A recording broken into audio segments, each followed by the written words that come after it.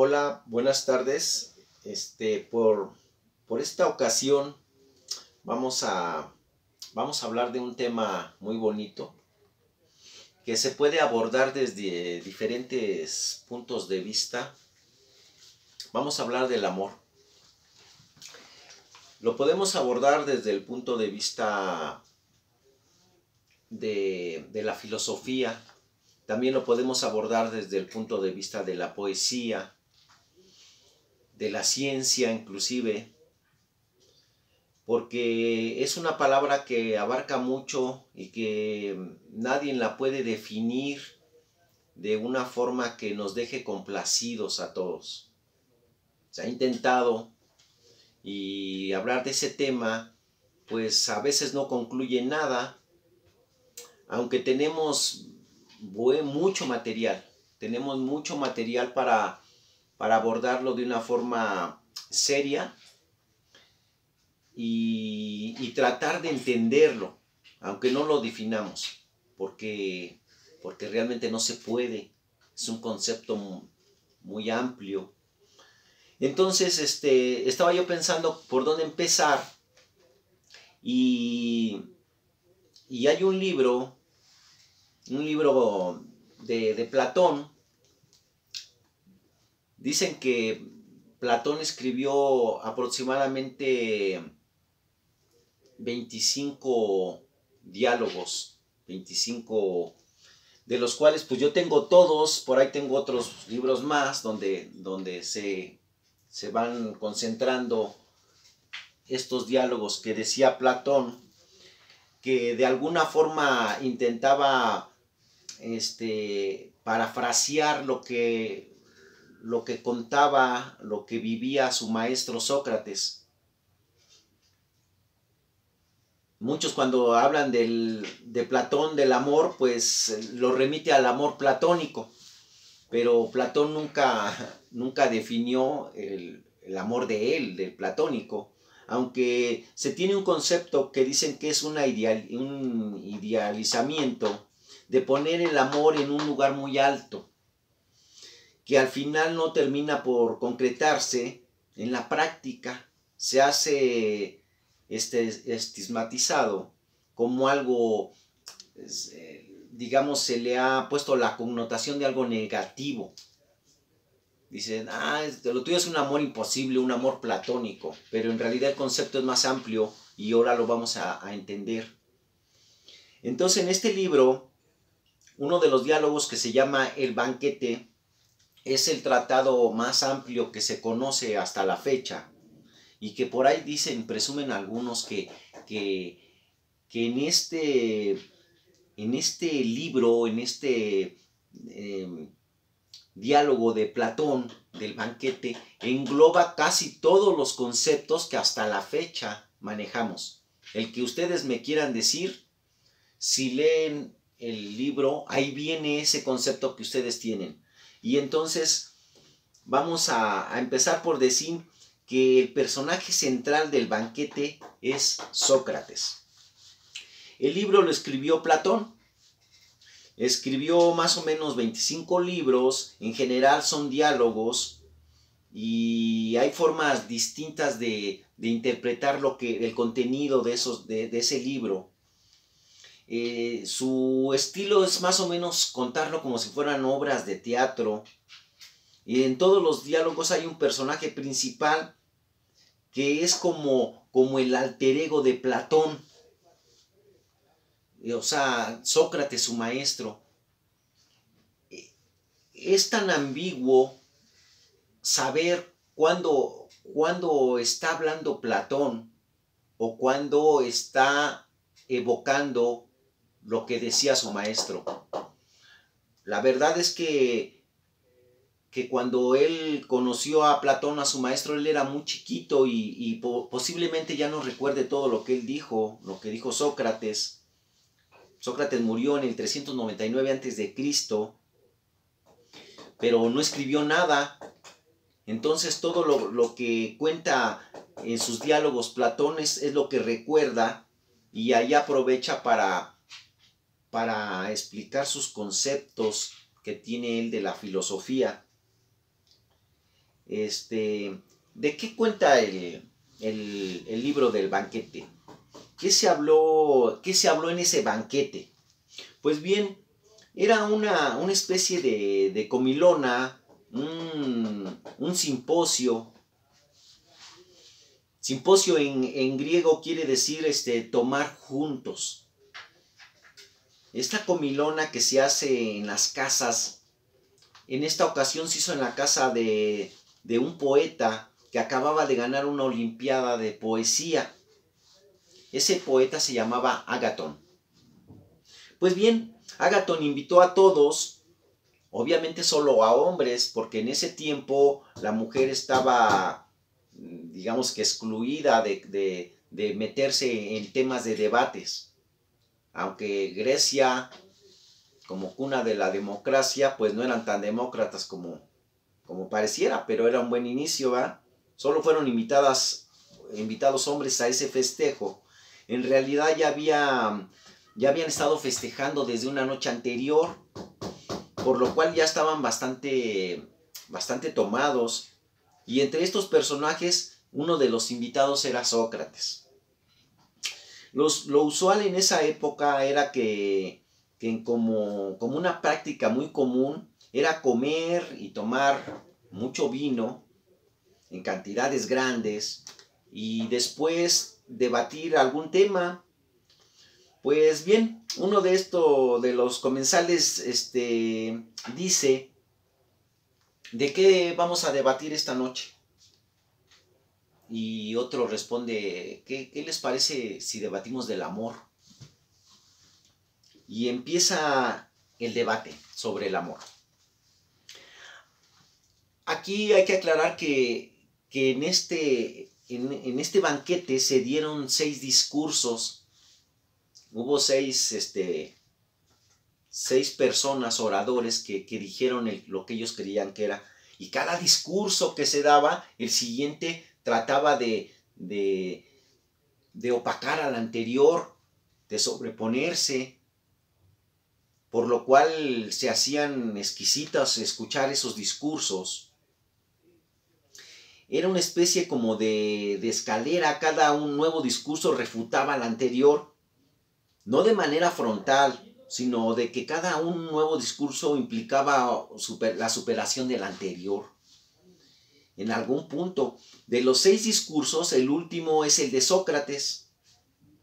Pues supuestamente su discurso de Sócrates, que el último supera a todos según Platón, es estos 6 discursos es como un catálogo para explicar qué es el amor.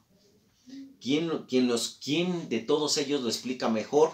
¿O en cuál de esos 6 discursos uno se identifica y dice: sí, eso que dice a mí me pasó, así lo siento yo? Se ha dicho que nada nuevo se ha escrito sobre el amor que no esté en el banquete. Es obvio que no es lo mismo escribir en aquel tiempo que en los tiempos modernos. Cualquiera podría decir: no es cierto, en aquel tiempo no existía, por ejemplo, el WhatsApp. Entonces el concepto del amor ahora se interpreta diferente. Pero si ustedes se van al fondo, se van a dar cuenta que también está incluido ahí, en aquel tiempo. Cuando Sócrates termina de hacer su ponencia, ingresa en ese lugar como a las 3 de la mañana un personaje muy particular llamado Alcibíades, que era una especie de alumno que estaba enamorado de Sócrates. Y se dice y les dice: ¿qué están haciendo acá? Y Sócrates nos acaba de dar una lección de amor, le dice. Y Alcibíades, que era una especie de amante frustrado, dice: ¿y qué sabe sobre el amor? Y entonces da su discurso, que es el famoso 7º discurso del banquete, que no es teórico, sino que cuenta la historia personal del amor con Sócrates, que terminó mal. siempre se ha planteado lo inconcebible de este discurso, porque Platón, o sea, la pregunta es, ¿por qué Platón mete a un advenedizo? No era un ponente de que estaba en el banquete, más bien era una especie de personaje frustrado que fue allí a decir, están hablando del amor, pero pues dicen que Sócrates les acaba de dar una conferencia, pero pues él, ¿qué sabe del amor él? Y todos nos preguntamos, ¿y por qué Platón tiene que contar eso? ¿Qué tiene que ver con el amor?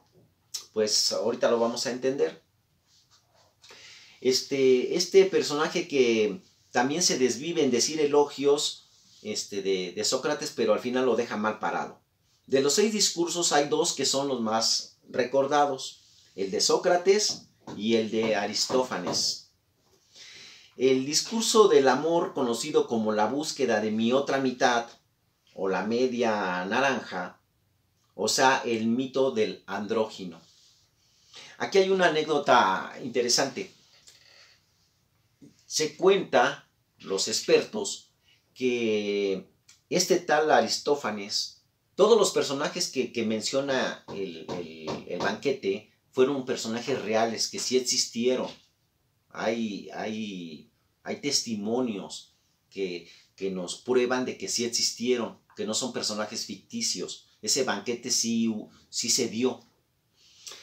Pues bien, dicen que el tal Aristófanes, el que da el discurso de los andróginos, de la media mitad, dicen que le caía muy mal a Platón. O sea, no a Sócrates, el que está en el banquete, sino al que lo está narrando, es el que lo escribió Platón.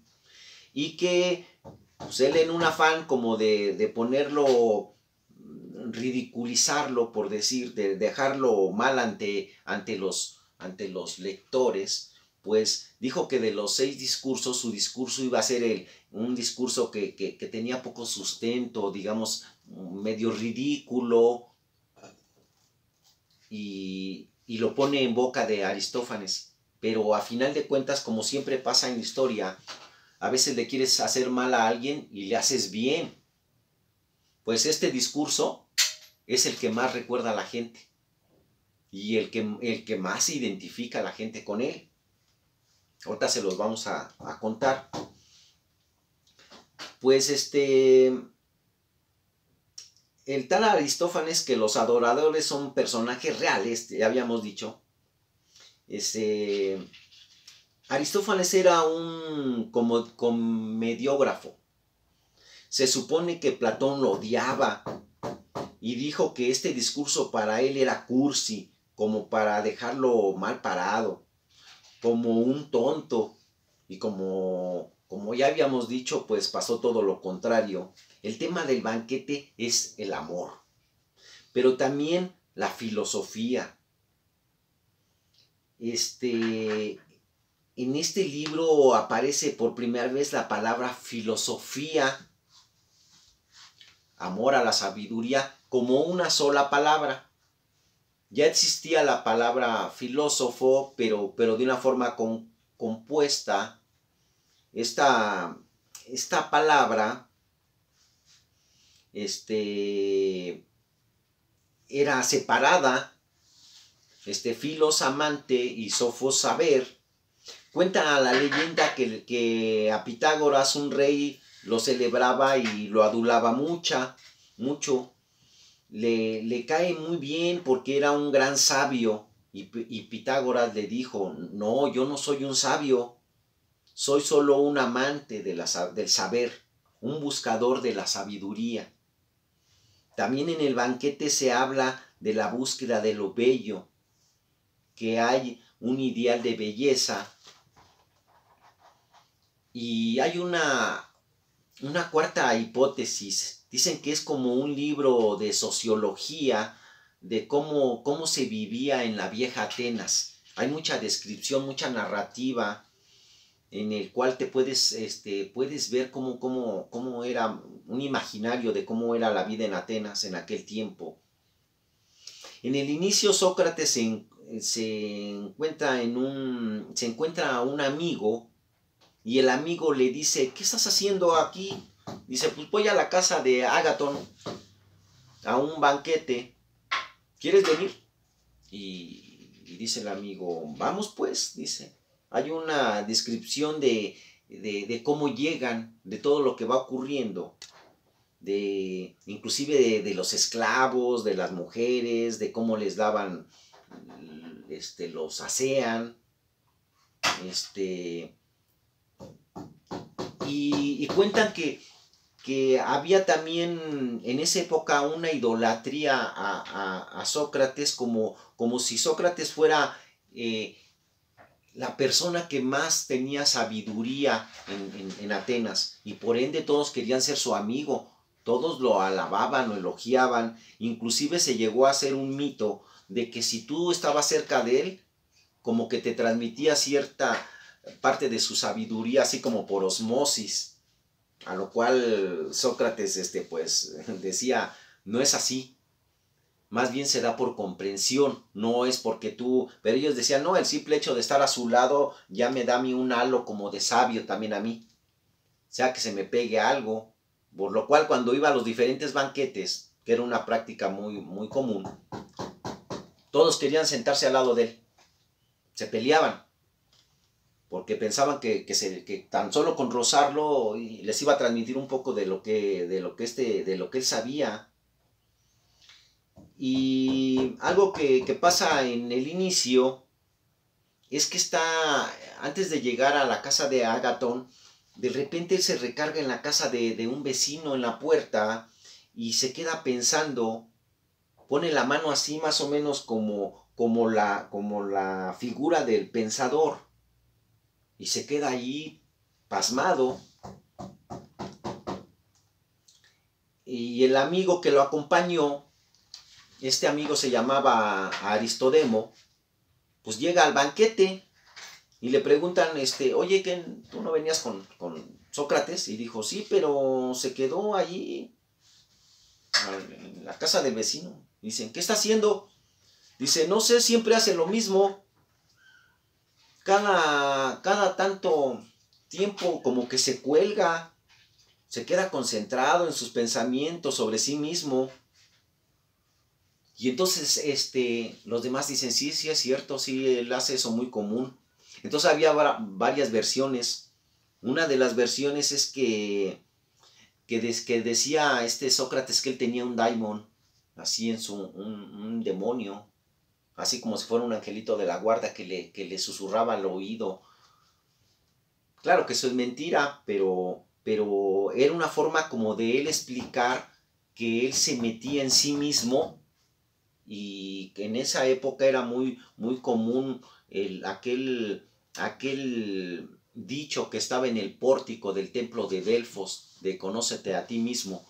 Entonces la gente se metía en una práctica de los ascetas, de estos anacoretas, de estos sabios de la India y todo, que se concentraban y se metían en sí mismo para aclarar sus pensamientos, pues decían que Sócrates llevaba esa práctica. Otros decían que no, que era una enfermedad, un tipo de epilepsia, pues la verdad no se sabe. Pues bien, ¿qué pasó con el primero de los oradores? ¿Qué fue lo que dijo? Este primer orador se llama Fedro. Su discurso sobre el amor es es algo de lo más simple, pero ejemplifica muchas cosas. Dice básicamente que el amor, o eros, él pone al amor como equivalente de eros, no de filos ni de ágape, sino de eros. Dice que este eros también le llaman Cupido los romanos. Bueno, entonces cuando Fedro hace un elogio del dios Eros, lo explica y dice algo en particular, que Eros es el de los primeros dioses, o sea que el amor está presente desde siempre. No podemos entender la vida sin el amor. Esto se explica mejor en la Teogonía. Por eso saqué este librito que tengo aquí, de la Teogonía. ¿De qué habla este libro? Pues habla de la vida de los dioses, desde el principio. entre otras cosas. Muy interesante. Ahorita vamos a ahondar. Pues bien, dice este hombre que en la teogonía, pues se sabe que el primer Dios que existió fue el caos, aunque la gente no lo recordamos casi. A los que se recuerda es al segundo, que es Gea, que es la diosa de la tierra, y Urano, que es el dios del cielo. Así empiezan estos entre ambos. Y de estos dos dioses de Gea y de Urano nacen todos los demás dioses. Pero aquí la pregunta filosófica es, ¿y cómo lo hicieron? ¿Qué fue lo que los atrajo al dios tierra y al dios cielo? ¿Qué fue lo que los atrajo? Entonces se hace la necesidad de crear un nuevo dios, que es el dios del deseo, que es el dios Eros. Eros, dice, es el que los junta. Y empiezan entre ambos a procrear el resto de los dioses. ¿Y qué dice Hesíodo? Hesíodo es el que hizo la teogonía, el autor. Dice, se necesita en el inicio de su relato creacionista que algo tiene que atraer a Gea y a Urano, o sea, la falta del deseo, o sea, Eros, y el dios Caos, el primero, hay que permear para que puedan procrear a los dioses primigenios de Eros. Pues para Fedro, eso es el valor más importante en el amor. Dicen los dioses, celebran a quien muere por amor como algo positivo. Nos cuentan 3 mitos. El primero es el de una reina llamada Alcebides, que era la esposa de Almeto. Pues de repente está muy enfermo el rey Almeto, y llega la muerte y le dice al rey, ¿te tocó? Vine por ti. Almeto responde, pero todavía no es mi hora. Y intercede su esposa Alcetis y dice, no, no te lo lleves ahora, porque todavía le faltan muchas cosas que resolver en su reinado. Pero yo tomo su lugar, yo muero por él, porque lo amo y quiero que el pueblo lo aproveche. Almeto dice, en vez de decir, no, ¿cómo crees que voy a permitir que te sacrifiques por mí? Pues él dice, bueno, pues ya la oíste, ella quiere irse por mí, le dice a la muerte, llévatela. Y muere Alcetis. Y cuenta Fedro que los dioses la llevaron al Hades, pero a un lugar privilegiado, digamos a un lugar VIP del Hades. Por lo que les pareció a ellos genial el gesto que había hecho esta Alcetis. Ese es un primer relato, pero fíjense lo que va a pasar en el segundo relato. Es como que es el caso opuesto de este sacrificio por amor que era muy bien visto ante los dioses. En este segundo relato es el caso de Orfeo. Orfeo, el músico, está enamorado de Eurídice. Eurídice era una mujer muy hermosa y muere y se va al Hades. Orfeo se desespera porque se quedó sin su pareja, pero es tan inteligente que se las ingenia para entrar vivo al mundo de los muertos.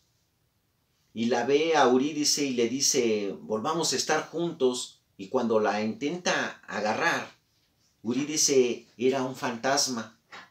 Entonces no puede nunca terminar de agarrarla. Intenta y se le esfuma. Sale del Hades dándose cuenta de su imposibilidad y queda como tarado, como ido por el resto de su vida. ¿Qué dice Fedro al respecto de este relato? Dice que Orfeo no estuvo bien porque no murió por amor, sino que quería a todos, que lo que él quería es gozar del amor, no sacrificarse, seguir vivo y aún así seguir teniendo a la persona que murió. Una especie como de egoísmo. Dice, quería bajar a la tierra de los muertos, traer a Eurídice de regreso, o sea que es lo contrario de lo que hizo Alcetis, que se sacrificó y murió, sino que quería no sacrificar nada, no dejar nada y seguir gozando del cariño de su mujer.